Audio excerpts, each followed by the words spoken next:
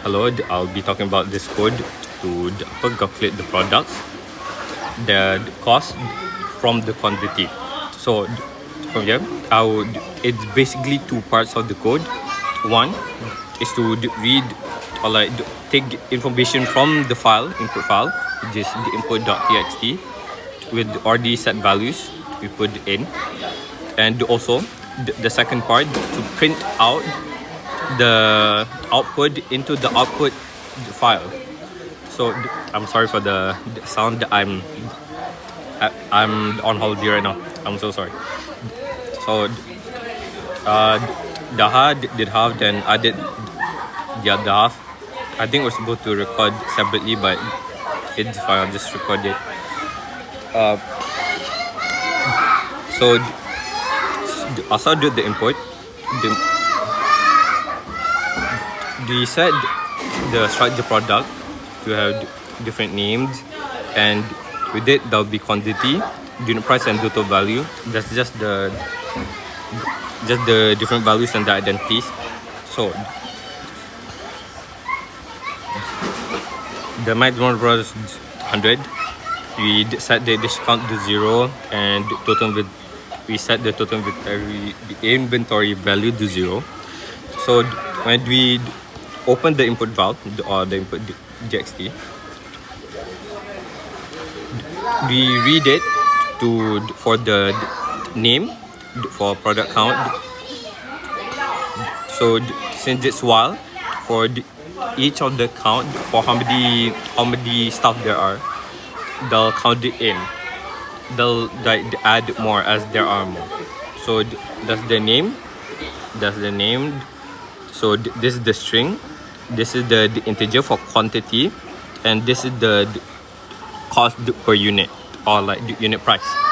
So when it reads it, while it scans the input file for the string, the integer, and the float. So the string is for the product name, the integer is for the product quantity, and the float is for the unit price, as you can see here. So while that happens,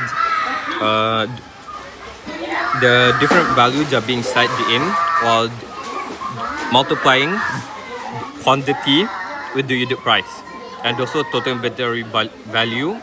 It's added up all together. So, and after all that is done, we close the input file, because now we'll go to the output file. So in the output file, it opens the output file here. There's no output file just now. So we first print out the first part of the graph, which is just the top part, this top part. Then so this part is actually quite easy. So it just prints out how many items you have in that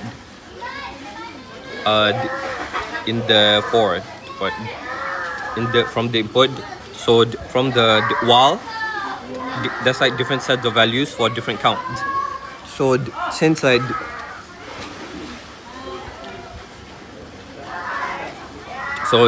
for the output file, that's the name, the quantity, the unit price, and then the total cost of the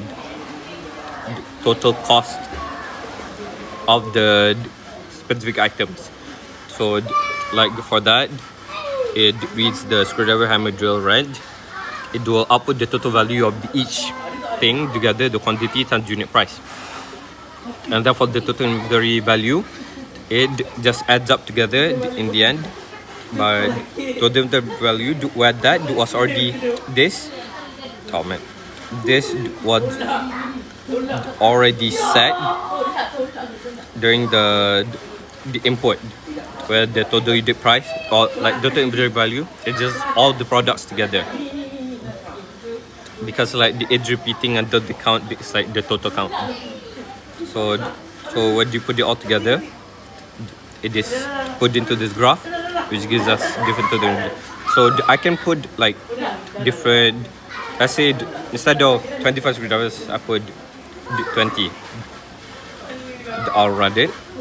So there's the quantity into 20, the total value changes, and the total value changes as well. Just adds up all the, so what happens during the product output is, thank you. What happens during the product output is, for let's say it's count 1, count 2, count 3, count 4, it gets added up together of like the total values get added up together.